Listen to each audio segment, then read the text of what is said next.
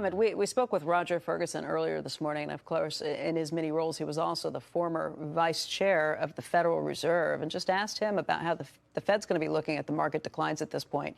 If you're an investor and you're in the NASDAQ and you're down by almost 24% from the highs, this does not feel orderly. But from the Fed's perspective, this is still orderly.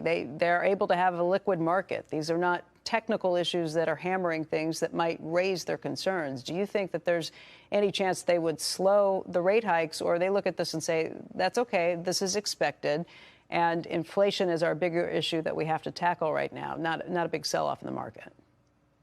So I think orderly means different things in different parts. For the market, orderly means, are my stocks going up? For the Fed, orderly means, as you mentioned, market functioning. And so far, on the whole, market functioning has been okay. I say on the whole because those of us who look very closely at how the Treasury market operates have noted outsized moves on almost no news. So there are pockets of liquidity stress, but they're small pockets. So as long as they remain small, the Fed is not going to worry about asset prices as much as it's going to worry about controlling inflation. And they need to regain credibility. That credibility is very low right now. How much of the moves that you're seeing that concern you in the Treasury market could just be related to the idea that the Fed has been the biggest buyer in the Treasury market and they're backing off because there's no more quantitative easing? They're not going to be the big support in that market. And that's a really important point. I think the market has understood and priced in the rate hikes. In fact, I think the market has gone too far in pricing in the rate hikes. I don't think the Fed will be able to hike rates as much as what's priced in.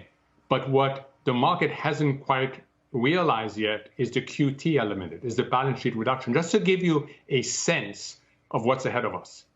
Last year, globally, we expanded the balance sheets of central banks by over $2 trillion last year. This year, we might reduce them, I suspect, by about $0.5 trillion. That's a 2.5+ trillion turnaround. That is really significant. So keep an eye out on the QT element, and that's where the Fed could surprise us this week in terms of what it says about QT. Meaning that they're going to say, I mean, they've surprised us before and said that they were going to start tightening more quickly than the market thought. You expect to hear more in that vein? So they have to regain control of the narrative. They have lost control of the narrative in a meaningful way, not just the inflation narrative, but the policy response narrative. And that's why the market has run away from them. And every time they've tried to catch up from the market has run further. So they've got to regain credibility.